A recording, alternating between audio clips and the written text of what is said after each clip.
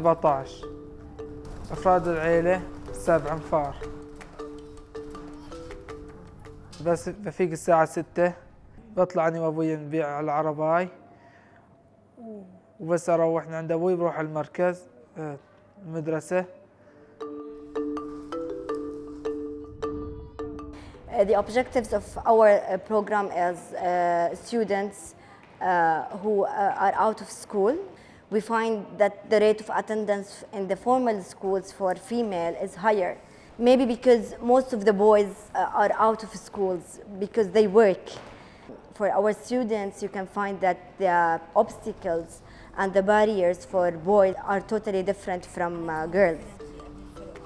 I took the training with the GenCap advisor regarding gender equality.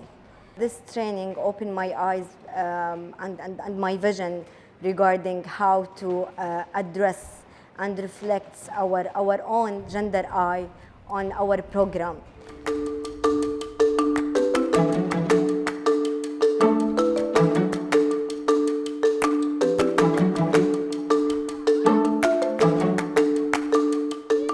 The GenCap project is a group of dedicated people who are really interested in walking alongside humanitarians, whether they're in sectors or clusters, as well as the executive management team, to have a look at how gender influences people's access to humanitarian resources.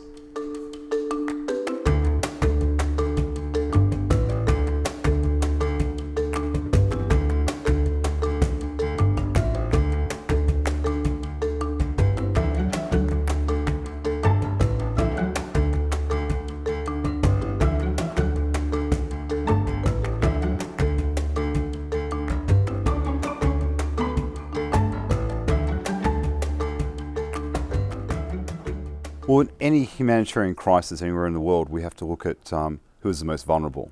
We need to look at every person. We need to ensure that whether they're women, girls, boys or men, that we take into account their strengths, their weaknesses, but also very much their capabilities. Having a GenCap advisor in an emergency situation is critical. It's not a want, it's a need.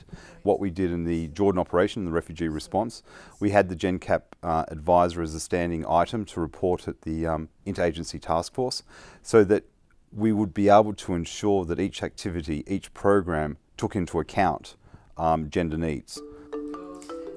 The GenCap advisor is a member of the humanitarian country team. Her role has been critical in providing technical assistance and also providing training to members of the task forces from respective agencies and NGOs that are involved in providing assistance.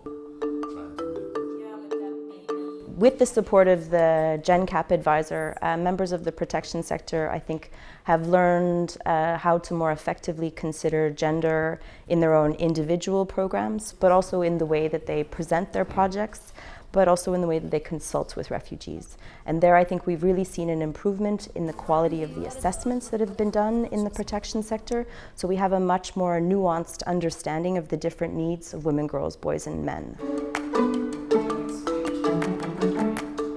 It's been really helpful here in Jordan for sectors to disaggregate their indicators at the sectoral level by sex and age, because it's given them the information that they need to make sure that their strategies and their activities are responding to the needs of women, girls, boys and men. Distribution sites are segregated between female and male Syrian refugees, where you have from the entry points to the queuing lines, the waiting tents, to allow for preserving the dignity of the Syrian refugees and also respecting their culture and religious beliefs. And another key group that I've been working with has been the network of sector gender focal points, who have been contributed to the network from a range of international NGOs, national NGOs and UN, who are all interested in working out how to incorporate gender equality measures through the sectors. So the GenCap advisor has been really helpful in terms of building the capacity of the sector gender focal points, and it's been quite a success. incorporating gender into emergency humanitarian programming is no longer something that we can say we can't do because it requires too much resources. It means that we have an effective response. That's just good humanitarian programming.